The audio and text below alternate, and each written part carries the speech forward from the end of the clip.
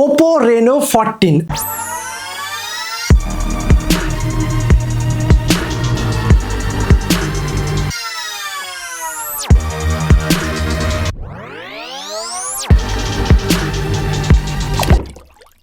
Video শুরুতে তোমাদের good news দিয়ে রাখি, OPPO Reno 14 তোমরা বেস্ট অফারে পেয়ে যাবে নন্দিতা মোবাইল শপ, যেটা অবস্থিত নবদ্বীপ পরমতলার মোড়ে। নিচে মোবাইল নাম্বার দেওয়া হলো, অবশ্যই কন্ট্যাক্ট করো। তোমরা কিন্তু অনলাইনের থেকেও কম দামে তোমরা এই ফোনটা হবে, তার সাথে ব্যাংক ডিসকাউন্ট অফার সমস্ত কিছু ফিচার্স পেয়ে যাচ্ছ। OPPO Reno 13 এর লঞ্চের ঠিক কিন্তু 5 মাসের মধ্যে কিন্তু OPPO Reno 14 লঞ্চ হয়ে গেল। আর তোমরা দেখেছো যে OPPO Reno সিরিজ কিন্তু বেসিক্যালি লুকস অ্যান্ড ডিজাইনের উপর কিন্তু বেশি ফোকাস করে। সেমভাবে কিন্তু আমরা লাস্ট 13 সিরিজে দেখেছি কিন্তু ক্যামেরা সেকশনটা কিন্তু জাস্ট নেক্সট লেভেল করেছে। সেমভাবেও দেখবো যে এবার OPPO Reno 14 এর ক্যামেরা সেকশনে কি ইমপ্রুভমেন্ট এসছে আর লুকস অ্যান্ড ডিজাইন সমস্ত কিছু। যদি ভিডিওটা দেখে একটু হেল্প হয়, অবশ্যই like, comment, share and subscribe করে বেল আইকনটিকে অল করে দিও, তো এই ধরনের সমস্ত ভিডিও সবার আগে তোমাদের কাছে পৌঁছে যায়। প্লিজ একটু সাপোর্ট করে একটা সাবস্ক্রাইব করে। আমরা যদি বক্সটা ওপেন করলে সবার প্রথম কিন্তু আমরা পেয়ে যাচ্ছি একটা বক্স, যেখানে কিন্তু আমরা পেয়ে যাচ্ছি একটা কুইক গাইডস রয়েছে, তার সাথে কিন্তু একটা ভালো কিন্তু কেস রয়েছে, যেটা টেক্সচার দেওয়া রয়েছে। ওকে, নেক্সট পেয়ে যাচ্ছি আমরা কিন্তু ফোনটা, অবশ্যই পরে দেখব। রয়েছে কিন্তু একটা টাইপ সি চার্জিং কেবল রয়েছে, 80 ওয়াটের কিন্তু ফাস্ট চার্জার রয়েছে। তার সাথে কিন্তু এখানে একটা সিম রেজেক্টার ট্রেও কিন্তু রয়েছে। 80 ওয়াটের যেমন ফাস্ট চার্জার দিয়ে, তার সাথে কিন্তু ব্যাটারিটাও কিন্তু পাওয়ারফুল দিয়েছে। এবার আমরা যদি প্যাকেট থেকে ফোনটাকে জাস্ট বের করি, ওয়াও কি দারুণ দেখতে লাগে। ব্যাগটা কিন্তু পুরো ম্যাট ফিনিশ রয়েছে, আর কালেনিও বেশ আলাদাই মজা। মানে নতুন ফোন আনবক্সিং করাটা আলাদাই যেন মজা লাগে। এখানে দুটো কিন্তু আমরা কালার ভেরিয়েন্স পেয়ে যাচ্ছি, ফরেস্ট গ্রিন আর একটা হলো ওপেল হোয়াইট। দেখতে পাচ্ছ আমার কাছে কিন্তু ওপেল হোয়াইটটা কিন্তু সব থেকে বেশি সুন্দর দেখতে লাগছে। ওকে, বাট একটা জিনিস যেটা মনে হলো হাতে নিয়ে, OPPO Reno 13 আর 14 এর মধ্যে কিন্তু ব্যাক প্যানেলে খুব একটা কিন্তু ডিফারেন্স নেই, বাট কিছু তো ডিফারেন্স অবশ্যই আছে। ওকে, সো ফোনটা অন করে আমি যেটা দেখতে পাচ্ছি, এর মধ্যে কিন্তু কিছু প্রি লোডেড কিন্তু কিছু গেমস, কিছু অ্যাপ্লিকেশন কিন্তু রয়েছে, যেটা কিন্তু আমরা ইচ্ছা করলে অবশ্যই ডিলিট করতে পারি। সো না থাকাটাই বেটার, বাট তারপরেও কিন্তু থাকছে। ওকে, সো আমরা যদি ফোনটা লুকস অ্যান্ড ডিজাইনের দিকে ফলো করি, ফোনটা কিন্তু যথেষ্ট কিন্তু স্লিম বডি করেছে আর খুবই কিন্তু কম্প্যাক্ট। হাতে নিয়ে যেটা মনে হচ্ছে একটা প্রিমিয়াম ফোন হাতে নিয়ে, সেটা তো একটা ফিল আসছে। তার সাথে যে পাশের যে হিঞ্জগুলো কিন্তু সুন্দর একটা স্মুথ রয়েছে, এমন না যে হাতে নিয়ে ব্যবহার করলে হাতে মানে সাইডটা ধার সেরকম কিন্তু না, খুব সুন্দর কিন্তু সুইসাইডটা কিন্তু স্মুথ রয়েছে। তো হাতে নিয়ে ব্যবহার করতো, হাতে যথেষ্ট হলো গ্রিপও কিন্তু আমরা পাচ্ছি। ওকে, আর আমরা কিন্তু ফোনটার এই সাইডটা কিন্তু টোটালি কিন্তু মেটাল বডি ব্যবহার করা হয়েছে, আর এই সাইডটা গ্লাস বডি, আর সামনেও কিন্তু গ্লাস বডি। বাট আমরা কিন্তু ফোনটা ব্যাকে অ্যান্ড ফ্রন্টে কিন্তু কর্নিং গোরিলা গ্লাস 7 আইয়ের কিন্তু প্রোটেকশন পাচ্ছি, মানে হাত থেকে টুকটাক পড়ে গেলে কিন্তু কোনো সমস্যা হবে না। আমি ফোনটির পোর্টস অ্যান্ড বাটনের দিকে ফলো করি। ফোনটার এই সাইডটা হচ্ছে volume up and down button, power of and switch, নিচে রয়েছে স্পিকার গিল, তার সাথে রয়েছে টাইপ সি চার্জিং পোর্ট, আর রয়েছে কিন্তু এখানে সিম কার্ড ট্রে। আমরা কিন্তু এখানে দুটো কিন্তু ন্যানো সিম ব্যবহার করতে পারবো, দুটো কিন্তু ফিজিক্যাল সিম ব্যবহার করতে পারবো, এটা কিন্তু খুবই ভালো। ওকে, আর এই সাইডটা টোটালি ক্লিন, আর উপরটায় রয়েছে কিন্তু এয়ার ব্লাস্টার আর কিন্তু নয়েজ ক্যান্সেলেশন কিন্তু মাইক্রো রয়েছে। ওকে, তো এই ছিল পোর্টস অ্যান্ড বাটন। আর ব্যাকে কিন্তু আমরা তিনটে ক্যামেরা মডিউল পেয়ে যাচ্ছি। ওকে, ফ্ল্যাশ লাইট সমস্ত কিছু রয়েছে। ওকে, আর এই দু সাইডে কিন্তু অ্যান্টেনা রয়েছে, 4 সাইডে কিন্তু অ্যান্টেনা রয়েছে, যাতে এটাতে কিন্তু আমরা এক্সট্রা অন্য সমস্ত ফোনের থেকে কিন্তু মানে নেটওয়ার্ক কানেক্টিভিটি কিন্তু বেশি ভালো পাবো। এআইয়ের মাধ্যমে কিন্তু আমরা গেমিংয়ের ক্ষেত্রে অ্যান্ড কলিংয়ের ক্ষেত্রে কিন্তু আমরা এক্সট্রা মানে নেটওয়ার্ক কানেক্টিভিটি কিন্তু ভালো পাবো। ওকে, সো এই ফোনটাতে ডিসপ্লেতে কিন্তু 6.59 ইঞ্চি ফুল এইচডি প্লাস অ্যামোলেড ডিসপ্লেটা পাচ্ছি, তার সাথে কিন্তু 120 হার্টস হাই রিফ্রেশ রেট পাচ্ছি। এটা কিন্তু খুবই ইন্টারেস্টিং, মানে 60, 90 অ্যান্ড 120 হার্টস অব্দি কিন্তু আমরা রিফ্রেশ রেট পাচ্ছি।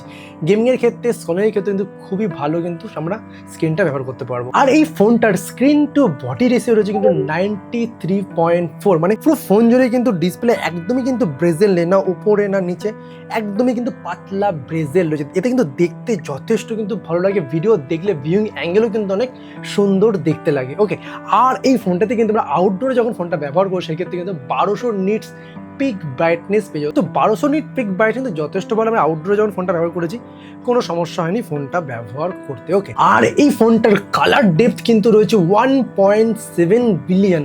তো এর জন্য তোমরা দেখতে পাচ্ছ ভিডিওর কোয়ালিটি কিন্তু যথেষ্ট কিন্তু রিচ, মানে ব্ল্যাকটা ব্ল্যাকে আসছে, আর ওর কালার কিন্তু যথেষ্ট কিন্তু রিচ আছে। অন্য সমস্ত ফোনে কি হয় যে ব্ল্যাকটা গ্রে লাগে আর পুরোপুরি কিন্তু ডিপ ব্ল্যাক আসে না, বাট এখানে তোমার দেখতে পুরো ব্ল্যাকটা কিন্তু ব্ল্যাকই আসছে। তার সাথে কিন্তু কালার যথেষ্ট বেশি সুন্দর লাগছে, আর যেহেতু ফুল স্ক্রিন ডিসপ্লে ভিউইং অ্যাঙ্গেলও কিন্তু সুন্দর দেখতে লাগছে। আর এই ফোনটাতে কি ডুয়েল স্টিরিও স্পিকার না আমার মতন সিঙ্গেল স্পিকার, এটা চেক করে দেখে নিতে হবে অবশ্যই। সো ওটা মিউজিক প্লে করছি।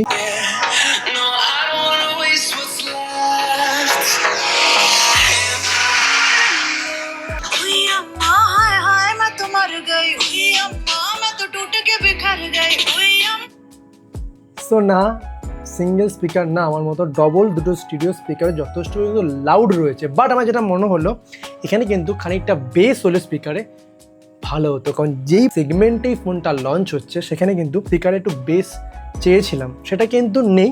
বাট আর ঠিকঠাক লাউড স্পিকার রয়েছে, বেস হলে আরও বেটার।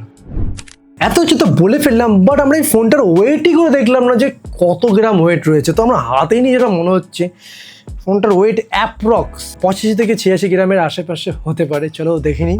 সো না, রং হয়ে গেছি, 189 গ্রামের আশেপাশে রয়েছে। সিরিয়াসলি 6000 mAh ব্যাটারি রয়েছে, তারপর মেটাল বডি রয়েছে, তারপরও ওয়েট কিন্তু আন্ডার 200, 189 গ্রামের মধ্যে perfect phone. Lightweight, slim, compact, single হ্যান্ডে আমরা ফোনটা আরামসে ব্যবহার করতে পারবো, আর গ্রিপিংও কিন্তু খুবই ভালো। ওকে, সো এই ফোনটাতে কি চিপসেট ব্যবহার করা হয়েছে? ফোনটাতে মিডিয়াটেক ডাইমেনসিটি 9350 4 ন্যানোমিটারের এই চিপসেটটা ব্যবহার করা হয়েছে। এই চিপসেটটা কিন্তু যথেষ্ট ভালো গেমিংয়ের জন্য। আমি এই ফোনটাতে গেম খেলে যেটা মনে হয়েছে যথেষ্ট কিন্তু স্মুথ কিন্তু আমি গেম খেলতে পারছিলাম, আর যখন আমি গেমটা অন করছিলাম তখন কিন্তু অটোমেটিক গেমিং মোড অন হয়ে যাচ্ছিলো, আর আমরা একই সাথে দেখতে পাচ্ছিলাম যে ফোনটা কত এফপিএসে চলছে, মানে গেম খেলার সময় 90, 80, মানে ফোনের প্রসেসিং অনুযায়ী কিন্তু এফপিএসটা অটোমেটিক চেঞ্জ হচ্ছিল। আমরা কিন্তু ফ্রি ফায়ার খেলার সময় কিন্তু 120 এফপিএস অবধি কিন্তু এটা রিফ্রেশ রেট পাবো, আর এটা দেখতেই পাচ্ছিলে যে অটোমেটিক কিন্তু রিফ্রেশ রেট চেঞ্জও হচ্ছিল। এটা কিন্তু খুবই ইন্টারেস্টিং। সো গেমিংয়ের জন্য কিন্তু ফোনটা অবশ্যই খুবই ভালো। হ্যাঁ, আরটা যেটা মনে হলো, ফোনটা যখন গেম খেলছিলাম অনেকক্ষণ গেম খেলার পর খানিকটা কিন্তু হিটিং ইস্যু হচ্ছিল, বাট ওটা মিনিমাল, ওটাকে ধরার মধ্যে পড়ে না, কারণ এর মধ্যে কিন্তু এক্সট্রা কুলিং চেম্বার ব্যবহার করা হয়েছে যাতে ফোনটা হিট বেশি না হয়। আর অপারেটিং সিস্টেমে রয়েছে কিন্তু ওপোর নিজস্ব ColorOS 15, যেটা বেসড অন অ্যান্ড্রয়েড 15। এছাড়া কিন্তু এই ফোনটাতে আমরা কিন্তু এর অনেক ফিচার্স পেয়ে যাচ্ছি। ইনস্ট্যান্ট যখন আমরা ফোনে কথা বলবো তখন কিন্তু লাইভ ট্রান্সলেট হবে। যেন কোনো যদি ফরেন কারোর সাথে তুমি কথা বলছে, ইংলিশে কথা বলছে বা সে চাইনিজে কথা বলছে, তোমরা তাহলে বেঙ্গলিতে ইনস্ট্যান্ট সেটার উত্তর তুমি দেখতে পাবে, ইনস্ট্যান্ট সেটা দেখাতে শুরু করবে। এছাড়া কিন্তু সার্কেল টু সার্চ, যেটা এখন সমস্ত ফোনে চলে এসছে, আর তার সাথে এআই ইরেজার রয়েছে, এআই পারফেক্ট রয়েছে, 4K তুমি কনভার্ট করতে পারবে, নর্মাল ছবিকে তুমি এইচডি বা 4K কনভার্ট করতে পারবে। তার সাথে আনব্লার, মানে কোনো ব্লার ছবিকে তুমি আনব্লার করতে পারবে এআই এর মাধ্যমে।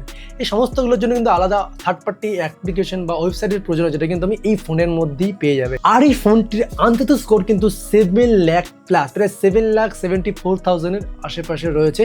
তো অন্তত স্কোর কিন্তু ঠিকঠাক রয়েছে। যদি ভিডিওটা দেখে তোমাদের ভালো লাগছে অবশ্যই কিন্তু প্লিজ একটা লাইক করো, আর প্লিজ সাবস্ক্রাইব করে কিন্তু বেল আইকনটিকে অল করে দিও, যাতে এই ধরনের সমস্ত ভিডিও বেঙ্গলি সবার আগে পৌঁছে দিতে পারি, আর তোমাদের সাপোর্টেই কিন্তু আমরা এগোতে পারবো।